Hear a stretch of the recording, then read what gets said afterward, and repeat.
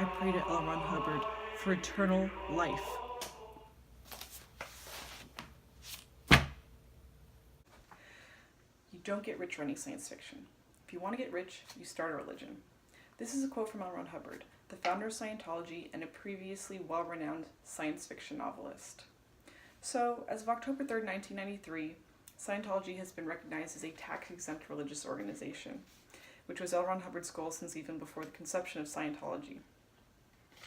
In the early 90s, Scientology was hit with millions of dollars in back taxes that they knew they couldn't pay. So they knew that they had to make that dream a reality. This is interesting because in recent years, Scientology has come under fire from certain documentaries, books, movies, and shows that try to pinpoint the abuses and bring them to light. So their tax-exempt status may soon be in jeopardy. So they knew they had to be tax-exempt. They couldn't pay this money. So what they did was they formulated a plan. What they did was they had a full makeover of the organization. They had previously infiltrated the IRS, and their most effective manner was the mass filing of lawsuits against individual members of the IRS. So, the makeover into a religion. Welcome to Church was how David Miscavige had opened the event where he had announced that they had attained their tax-exempt status, to really drive it home that they're a serious religion. So, to begin the process of switching over from more of a lifestyle into a religion, they had to change aesthetics. So what they did was they changed the name of the members to calling them parishioners. They started following aesthetics closely related to already existing religious organizations, like building churches and holding Sunday schools. They renamed their counselors ministers, and they made them dress in religious style garb like a priest would wear. So, while this was a good tactic and very helpful on the surface to allow the public to see them as such, the IRS did not believe that simply looking like a religion made you a religion. So, they knew that they had to step it up and take more steps with more direct action. Now, Scientology has a very fraught history with direct action. In the 70s, what they did was they infiltrated the IRS. They would send individual members in, and they would steal massive amounts of files and documents relating to individuals' taxes, organization taxes, and they compiled them in their offices in LA. And they wanted the information that was contained in the records to give them an idea of what they needed to do.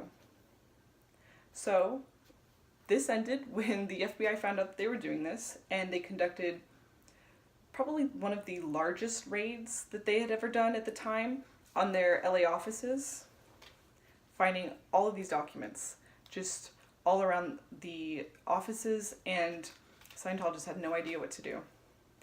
It ended up that L. Ron Hubbard's wife took the blame for him and ended up serving 10 years in prison.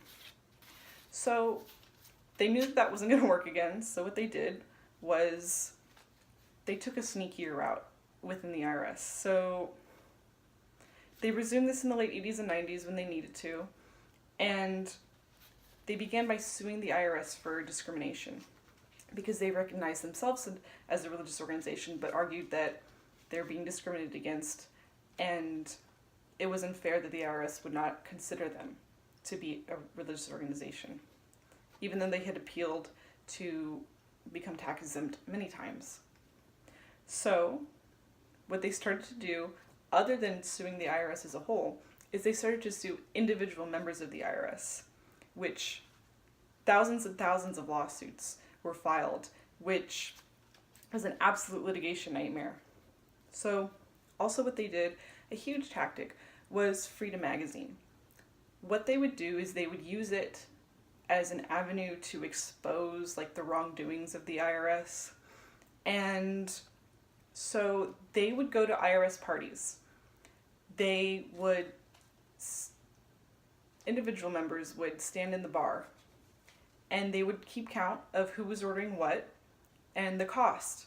So what they did was they found out that taxpayers were paying for the bar tab, and they printed this information in their magazine. And of course it outraged people. And of course Scientology didn't care so much about that. They just wanted some dirt on the IRS. And it worked.